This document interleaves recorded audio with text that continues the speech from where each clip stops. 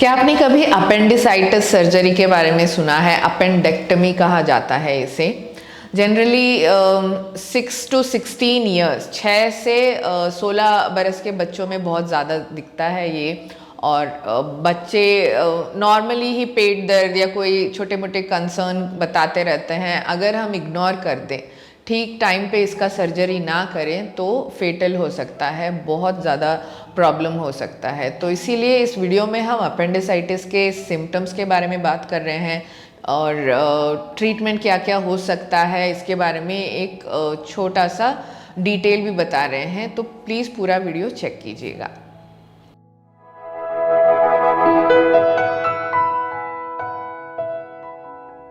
नमस्कार, स्वागत है आपका टॉट्स एंड मॉम्स में। मेरा नाम है कविता और अपेंडिसाइटिस एक इन्फेक्शन है अपेंडिक्स नामक एक अंग में। ये अपेंडिक्स हमारे लार्ज इंटेस्टाइन से जुड़ा हुआ होता है और एक उंगली के शेप में रहता है, पाउच की तरह, ठीक है। और अजीब बात यह है कि इसका कोई रोल नहीं है। जैसे हमारा हृदय का एक काम रहता है, पेट का एक काम रहता है, इंटेस्टाइन्स का एक काम रहता है, बट ये कुछ काम नहीं करता। साइंटिफिकली कोई भी प्रूवन काम नहीं है इसका, बट ये रहता है। और अगर इसको कोई इन्फेक्शन हो जाए तो बहुत दर्द होता है। मतलब उस इन्फेक्शन होने वाले प्रोसेस को अपेंडिसाइटिस कहा जाता है। और जब ये अपेंडिक्स जिसमें इन्फेक्शन है वो टाइम पे ऑपरेट ना करे और बर्स्ट हो जाए अंदर ही, बहुत डेंजरस हो सकता है। तो सिम्टम्स कैसे पता चले कि ये अपेंडिक्स को इन्फेक्शन हुआ है? तो सबसे पहले बच्चे में बहुत ज़्यादा पेट दर्द हो सकता है। बहुत, जैसे मेरे कज़न बता रहे थे कि वो उठ ही नहीं पा रहे थे, इतना ज़्यादा पेट में दर्द था। तो वैसा कंप्लेन करे तो चेक कीजिएगा। और वॉमिटिंग की इश्यू हो रही है, बुखार आ रहा है, खाना ठीक से नहीं खा पा रहे हैं और हार्ट रेट बहुत ज़्यादा बढ़ गया है, तो ऐसे सिम्टम्स दिखते हैं। दूसरे नॉर्मल पेट दर्द से बहुत ज़्यादा होता है जो कंट्रोल नहीं कर पाते। तो ऑब्ज़र्व कीजिएगा इसे, बात कीजिएगा बच्चों से। 6 से 16 बरस के बच्चे तो ऑलमोस्ट बात करके बता सकते हैं। छोटे बच्चों में वो होता नहीं है, मेजरली 8 ईयर्स के बाद ज़्यादा दिख रहा है आजकल। तो आप प्लीज़ मॉनिटर करें अपने बच्चे को। और अगर बच्चे में सिस्टिक फाइब्रोसिस है या फैमिली हिस्ट्री में किसी को हुआ है तो चांसेस ज़्यादा हैं, ये भी अपने ध्यान में रखिएगा।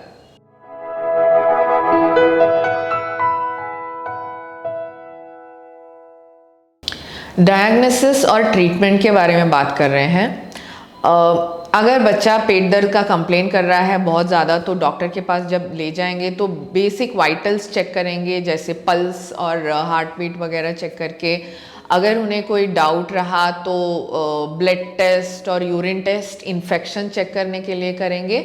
और एक्सरे, स्कैन, MRI, अल्ट्रासाउंड या CT स्कैन को भी रेकमेंड कर सकते हैं चेक करने के लिए कि अपेंडिक्स का कंडीशन क्या है। तो इन सब को चेक करने के बाद अगर कंफर्मेशन होता है तो इमीडिएटली, प्लीज़ ध्यान में रखिएगा, इमीडिएटली अपेंडिसाइटिस की मतलब अपेंडेक्टमी सर्जरी करनी पड़ेगी उन्हें।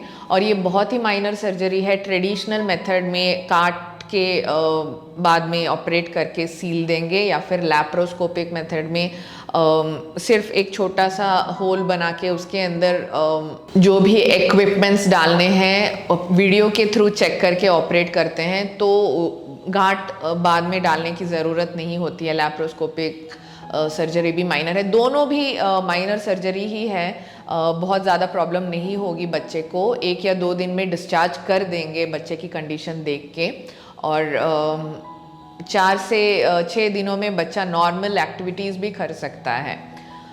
और अगर अनफॉर्चुनेटली ये अपेंडिक्स टाइम पे ऑपरेट ना किया और बर्स्ट हो जाए तो अब्डोमिनल कैविटी के अंदर जो भी अंग रहते हैं, इंटेस्टाइन्स वगैरह, वो भी इन्फेक्ट हो सकते हैं और ये मृत्युदायक भी हो सकता है। इसीलिए डॉक्टर अगर कंडीशन ठीक है तो 10-14 दिन तक अस्पताल में रख के इन्फेक्शन रिमूव करने की प्रोसेस करेंगे पहले। बाद में ये इन्फेक्शन रिमूव करने के बाद अगर बच्चा स्टेबल हो जाता है तो 6 से 8 हफ्ते के बाद ही ऑपरेशन किया जाता है। मतलब इन्फेक्शन रिमूव होने के बाद भी इस अपेंडिक्स को रिमूव करना बहुत ज़रूरी होता है। तो आपको ये समझना है कि टाइम पे अगर ऑपरेशन हो जाए तो बेहतर है, बच्चा जल्दी घर आ जाता है, माइनर सर्जरी होता है। अगर ना हो तो फिर भी एक अच्छे डॉक्टर से ट्रीटमेंट दिलाएं तो इन्फेक्शन निकाल के बच्चा ठीक होके घर आ सकता है।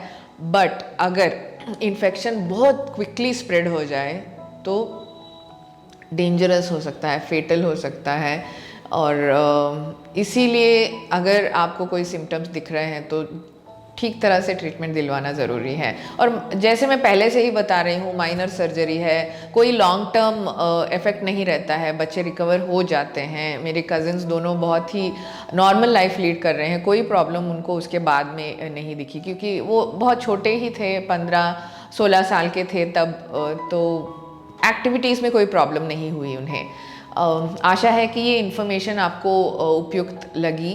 जो भी हमने इन्फॉर्मेशन बताया है, बेसिक इन्फॉर्मेशन, डॉक्टर ही होते हैं जो ठीक तरह से चेक करके मॉनिटर करके बता सकते हैं कि कंडीशन क्या है, रिक्वायरमेंट क्या है। ये सब आपको सिर्फ ध्यान में रखने के लिए, सिम्टम्स चेक करके डॉक्टर के पास बात करने के लिए। कभी भी ये नहीं कहिएगा कि गूगल में मैंने ये जानकारी पाई या इस वीडियो में किसी ने ये बताया। ये सब बेसिक इन्फॉर्मेशन होते हैं। हर एक कंडीशन डिफरेंट रहता है, तो डॉक्टर ही बच्चे को चेक करके बता सकते हैं। तो प्लीज़ उनकी एडवाइस को फॉलो कीजिएगा।